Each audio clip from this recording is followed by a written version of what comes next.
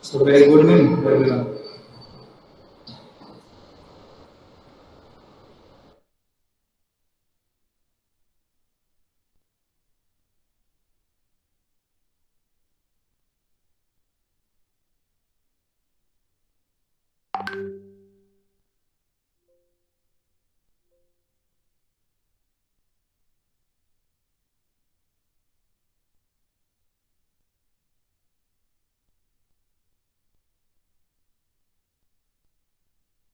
So I think some of one more join later on. Now we will discuss of the today's session of a high voltage engineering. In the previous lecture, we will discuss about the development of the electron avalanches and the different field. Either it should be in a uniform field or whether it should be in a non-uniform field. That means what will be the development mechanism that we will see in the electron avalanches, okay, in the previous lecture. Okay, and we will also discuss a little bit about the tungsten primary ionization coefficient, okay, and how what it will be the structure, how the electron avalanches will be takes place inside the uniform field and as well as the non-uniform field. And we will also discuss the distribution of the charge carrier to a particular shape, okay, and the actual how it will be look like, okay, physically it will be look like, that will also be shown in the uh, been shown in the previous lecture. That means the experimental arrangement for the production of or the development of a avalanche breakdown that we will discuss in the previous lecture. Okay, so today we have to discuss about breakdown mechanism,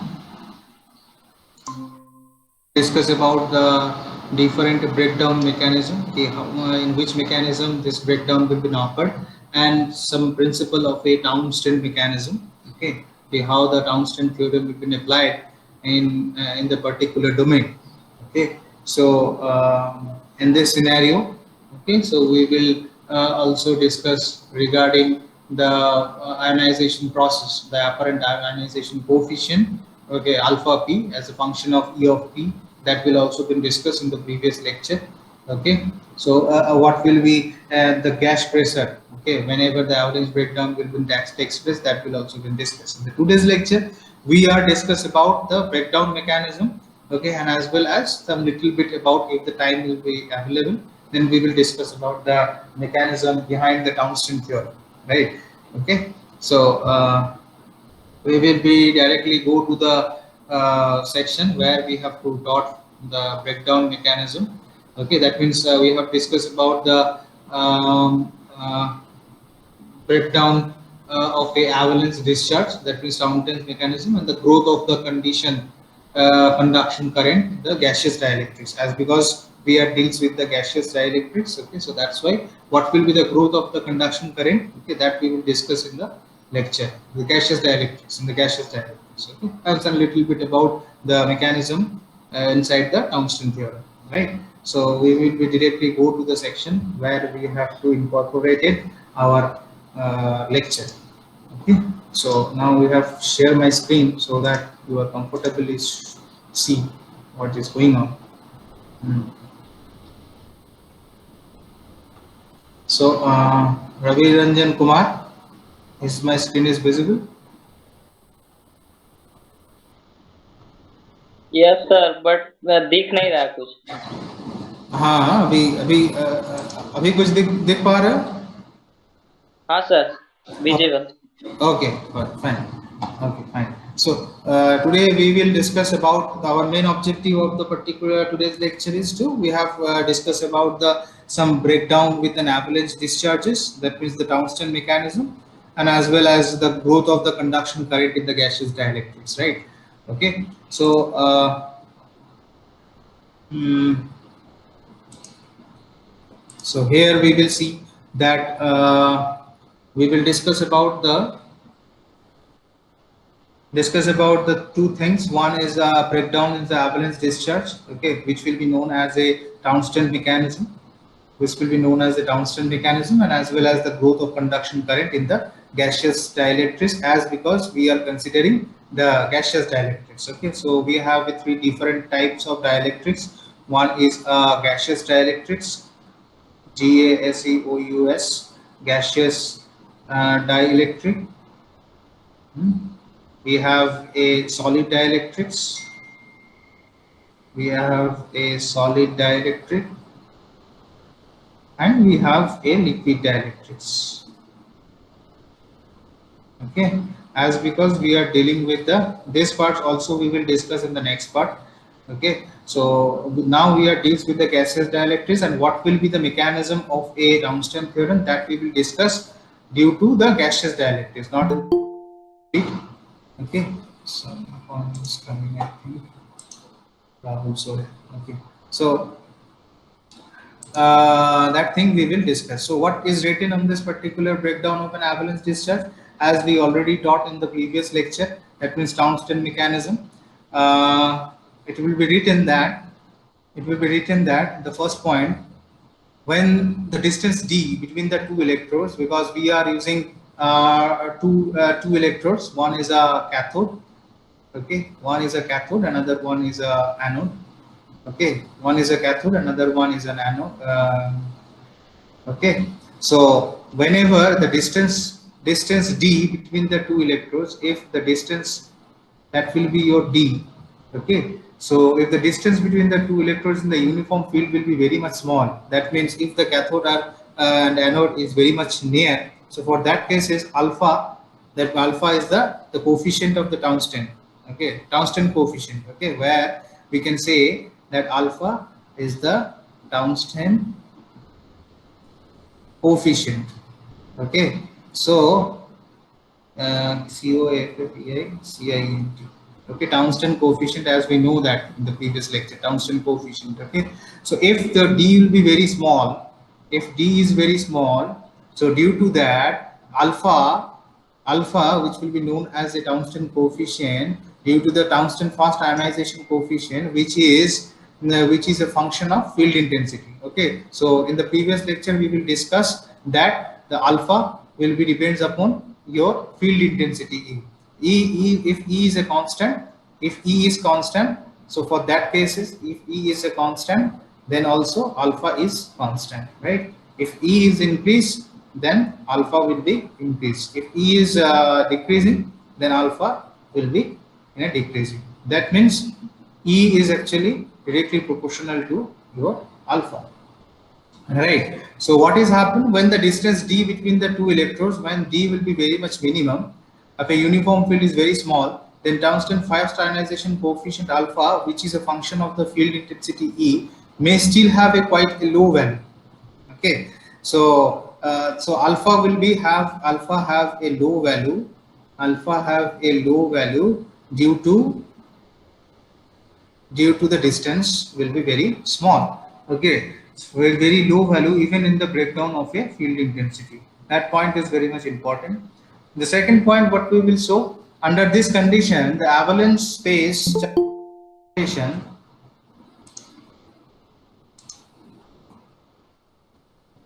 Okay. So under this particular condition, this particular scenario, what we will see, the avalanche phase charge concentration is not able to acquire the critical amplification. Okay, that means the critical amplification means the total number of electron that should be entered in from flow from cathode to anode, that will be your 10 to the power minus 8. Okay, near approximately.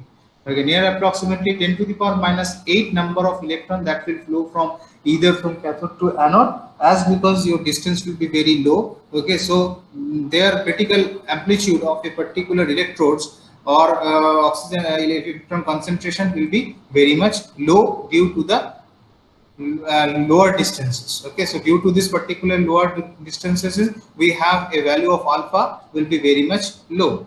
Okay, so in the third point we will discuss that the production of the sufficient number of charge carrier in the gap under such condition is possible.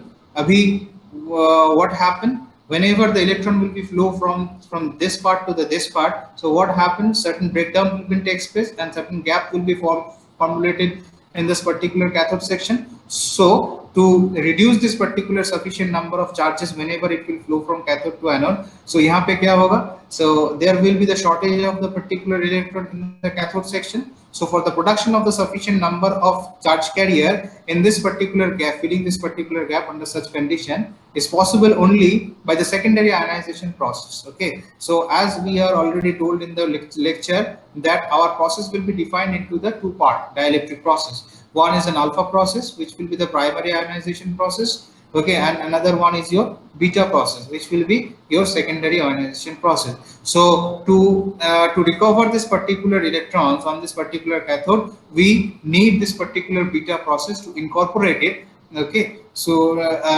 or we can say that it also, we can say that it's a gamma process. Okay, also we can say that it's a gamma process. Okay, whatever it is. Okay, so the production of the sufficient number of charge carrier in the gap under the such condition is possible only by the secondary ionization process, which will be known as a gamma process, or we can say that the beta process. So in the fourth point, what we will see, the secondary process are ionization of the gases by the positive ion and the photons from the excited molecules, and the ejection of the electron from the cathode by the following effects. So what are the different effects by which we are considering the secondary process? Okay, whenever there's some positive ions or the photons will be ejected from the cathode. So what will be the different effect which will arise whenever some electron which will flow from cathode to anode?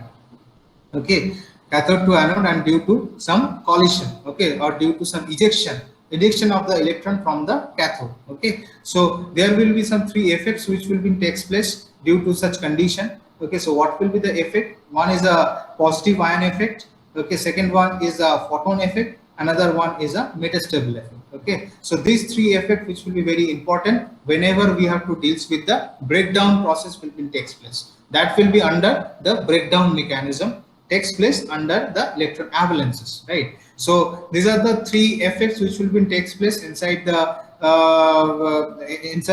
electric field, or we can say that in a uniform field. Okay, so one is a positive ion effect, second one is a photon effect, and third one is a metastable effect. So the positive ion effect, which will be known as a lambda ion. Okay, so positive ion effect, which will be known as this one. Okay, positive ion effect. Okay, so what will be known as a positive ion effect? The positive ion effect, while the positive ions, okay, when the positive ions produce in the primary avalanches, okay, so due to the primary avalanches, the positive ion in the produce in the anode, okay, cannot gain enough kinetic energy in the electric field to ionize the molecule. Okay, so due to the particular avalanche breakdown or the primary breakdown process, whatever the positive ion which will be generated in the anode section, that cannot be gained enough kinetic energy to in the electric field to ionize the particular molecule which will be flow through the cathode. Okay, so that may be sufficient. So that is required a sufficient potential energy to cause the ejection of an electron upon striking the cathode. Okay, so for striking any such kind of cathode electrode, okay, there must have some requirement of a sufficient potential energy. Okay, although this particular positive ion does not have any such kind of kinetic energy, okay, so due to some ionization process, so that's why this particular ejection is not takes place inside the positive ion effect. Okay, so in the second point, what we will do told, that is the photon effect. Okay, so photon effect, which will be defined as a y of p. P is will be stand for the photon effect. Okay, and what does it mean? What does it happen inside this particular effect? So excited molecules, whatever the excitation molecule will be takes place due to the breakdown in the cathode or anode. So excited molecules in the avalanches may emit means it will be flow, may emit photons or returning to their ground state. Okay, so it cannot be flow to the cathode section. Okay, it should be emitted, or we can say that it should be returned to the anode, or it can say that return to this electron will be, or the photon, it should be returned to the anode. Is falling on the cathode may produce the photo emission of the electrons. So due to this particular effect, what is happen, there should have some radiation which will be takes place. Okay, so due to this particular radiation, the cathode may be produce the photo emission effect. Okay, so due to this particular photon effect, such amount of effect which will be known as a photo emission effect. Okay, photo emission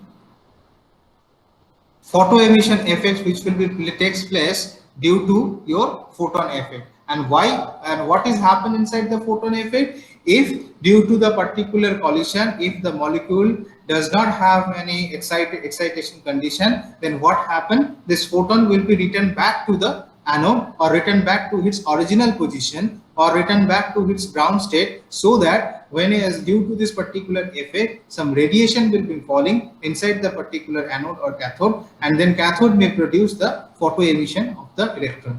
And now the third point effect is a metastable effect. So what is happening in the metastable effect? Metastable effect will be defined by lambda of m. Okay, so m will be stand for the metastable, right? So the metastable molecules may diffuse back to the cathode and causes the electron emission to strike. Okay, what is happening in the metastable molecules? In the metastable state of a particular molecule, it is diffused back to the cathode. Okay, whenever it should be striking to the anode, okay, it will be due to some more kinematic energy, or due to some more potential energy, or due to sufficient potential energy, it will diffuse back to the cathode and causes the electron emission, just like as a photon effect. In the photon effect, we will see that the photo emission will be takes place, and in the metastable effect, we will see the electron emission will be takes place, and that will strike to the particular anode. Okay, so that will be the three effect which we will see due to the avalanche discharge of a particular molecules or particular atom. Okay, inside the electric field. Okay, so that is actually the total three effect which will be takes place due to the breakdown of an avalanche discharge inside the molecule, right? So now there will have some equation. The equation will be considered the three processes of the cathode effect of this particular cathode effect are described by a coefficient lambda. Okay, so or the lambda t, you can say that lambda total. Okay, so that will be your this one plus lambda p plus your lambda m. Okay, that will be the total coefficient which will be takes place due to this particular three effect. Okay, so that will be the total effect. Lambda t is actually nothing but a total effect which will be total effect coefficient. Okay, lambda t will be nothing but a total effect coefficient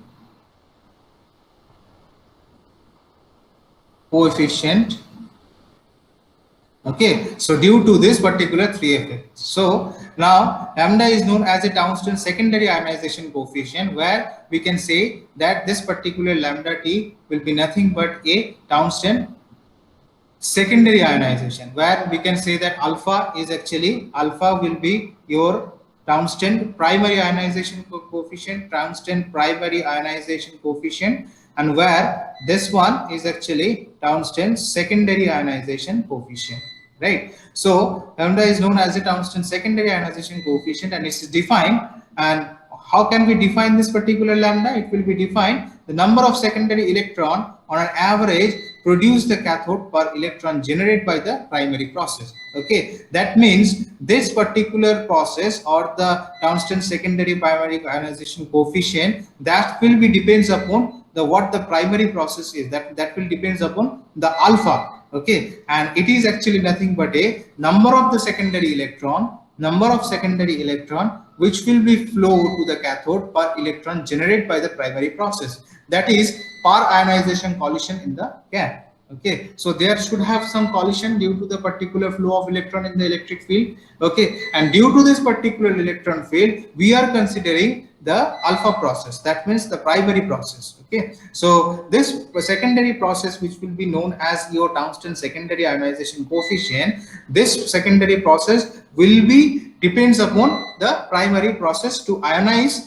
or to collide it with a particular ion or the atoms. Okay, and this particular lambda, this particular secondary coefficient strongly depends upon the cathode materials. Okay, whatever the material which will be there, which will be built in the cathode section, that will be strongly depends upon this. Okay, and it's a function of the field intensity, as well as we will know that alpha will be depends upon the your field intensity, as just like as an alpha, your tau, that means secondary coefficient, tungsten secondary coefficient, that is also depends upon E. That means if lambda is if E is a constant, okay, then also your alpha and lambda is a constant. Okay, so this particular coefficient is also depends upon your field intensity, and as well as the whatever the gas, whatever the pressure you have implemented the gases. Okay, whatever the gases, whatever the dry gases or the atmospheric gases you are using for the avalanche breakdown. Okay, that we will show in this particular structure. Okay, then this will be your formula. That means the total quantization, that means lambda t is the total effect coefficient. So what we will see, that this tau will be the function of E of P, as we will discuss in the previous lecture, alpha P. Okay, which will be nothing but a E of P. Okay, so alpha P, we can say that alpha P which will be nothing but a the function of E of P, E by P. Okay, so where this alpha by P, which will be nothing but a lambda, because as it is, the alpha will be depends upon the pressure. Okay, so just like alpha will be depends upon the pressure and your electric field intensity, just like as this alpha, this also will be depends upon the pressure and the pressure of the air, which will be defined, okay, on this, the pressure of the gases. Okay, and that's why this particular equation will be known as a lambda, that is which will be nothing but a alpha by P, and that is equals to the function of E by P. Okay, which will be known as this equation, right? Now in the next part, like a lambda also represent as a probability process. Okay, statistical probability. Okay, so whenever we deal with a probability process, we have to consider the lambda process. Okay, or we can say that the lambda coefficient, secondary coefficient. Okay, if the mean number of the secondary electron per the avalanche produce a mu, that means the mean number of the secondary electron per avalanche. Okay, for a single avalanche breakdown process, what will be the mean number of the secondary electron? That should be considered as a mu. Okay, then this particular equation will be considered as a mu into tau of e to the power omega minus 1. Okay, e to the power omega minus omega is actually nothing but a acceleration of the electron. Okay, that means the angle between whenever the two electrons will takes place due to the particular collision or the particular emission. So what will be the angle between the two particular electron which will be flow from the cathode to anode in the electric field? That will be defined by your omega. Okay, so this particular equation, lambda is equals to alpha P, which will be nothing but a function of E by P. If we consider that the mean number of the secondary electron per avalanche, it will be mu, then this equation will be termed as mu is equals to lambda of e to the power omega minus of 1.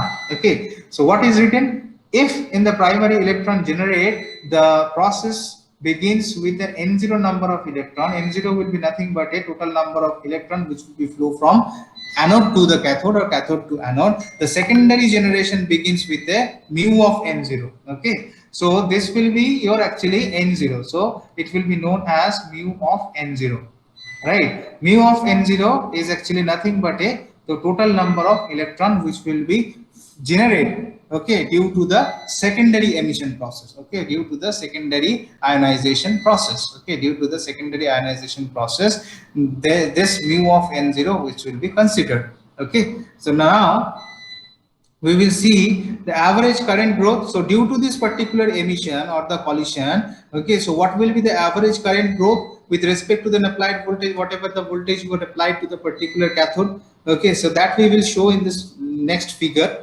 Okay, so it will be the figure between the, it will be the graph between the current I, okay, current I versus whatever the voltage that will be applied, or you can say that U. Okay, so whatever the this is actually the particular graph which we will see. Okay, so this will we will see. So whenever the voltage that will increase, the I0 will be nothing but a, supposed to be, this is I0, this is I1, this is I2.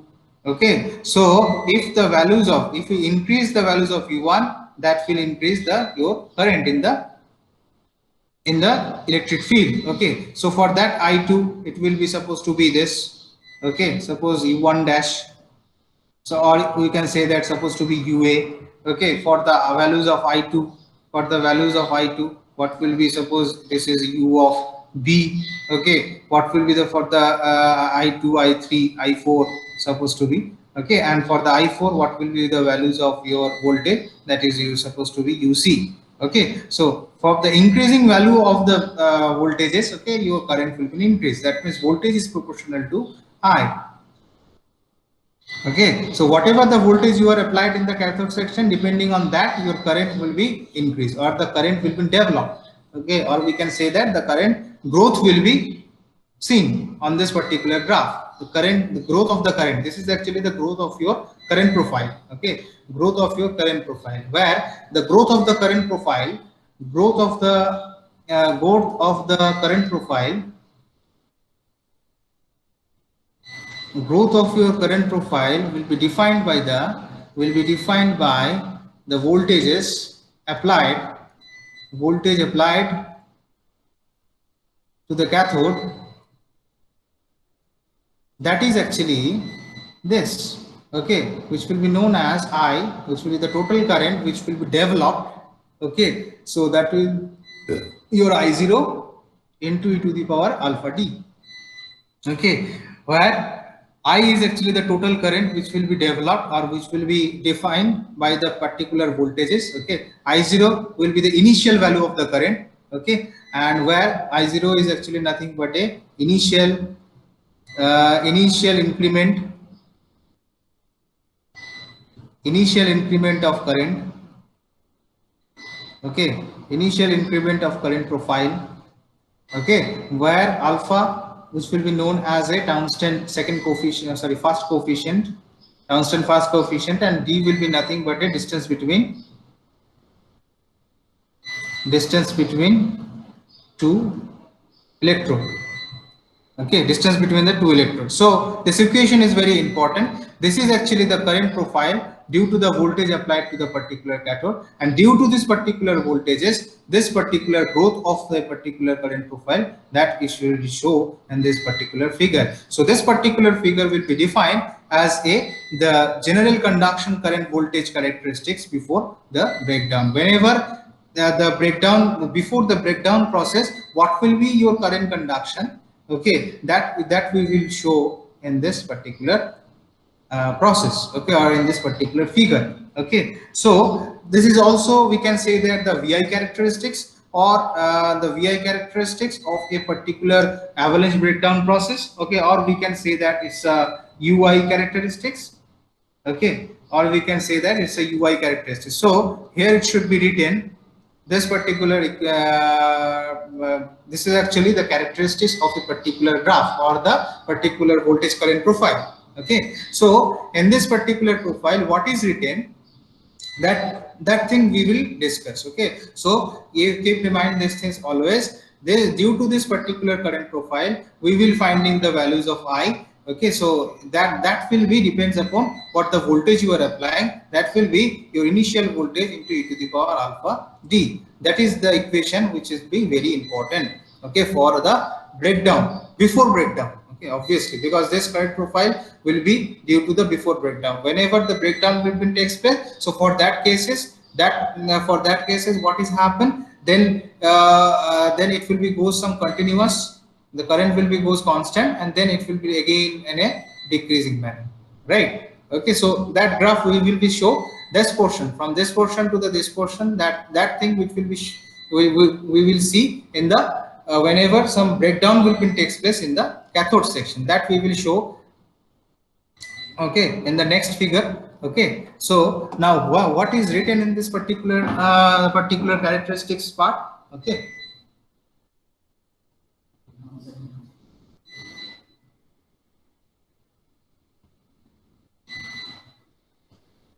so in this characteristics part, we will see that in order to in order to measure this particular UI characteristic, the Townsend original experimental arrangement has to be the uniform field electrodes enclosed by the glass vessels, because we are introducing some glass vessels, or we have a considering a hollow cylinder where we have to perform this particular experiment. Okay, we are putting some particular anode over there, and we are putting some particular cathode over there, and electron will be flow through this, or the electron will be flow through this from positive to the negative. So that will be occurred into the glass vessels. Okay, glass vessels, or we can see that the hollow cylinders. Okay, glass vessels.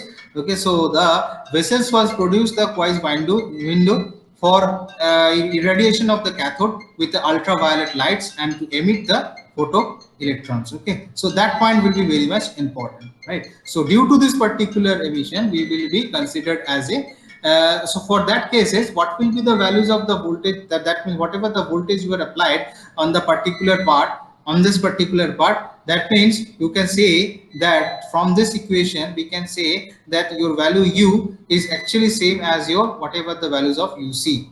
Okay, so u, whatever the values of ub, that will be same, whatever the values of u of ua, that will be same. Or we can say that v is equal to vc, v is equal to vb, and v is equal to vc. Okay, so the primary voltage which will be applied, and after the breakdown process, what will that will be the same. Okay, due to the breakdown process, right? Okay, so I think we will stop the session, because I have another class from 1 p.m.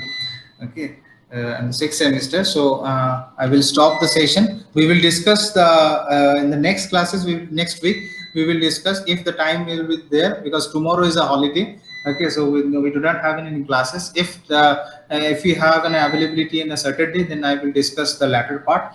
Okay, what the voltage current characteristics for the helium. Okay, that we will discuss. This particular graph is only for the particular molecule, just like as a helium. Okay, what will be the, due to the particular helium gas, what will be your vi characteristics or the ui characteristics, whatever it is. Okay, that we will discuss in the latter part, due to the helium breakdown. Okay, okay, due to the helium breakdown process. Okay, or the avalanche helium avalanche breakdown process. So what will be the profile, that we will discuss in the next classes. Okay, so I think we will stop the session right now. Okay, thank you very much for your kind cooperation.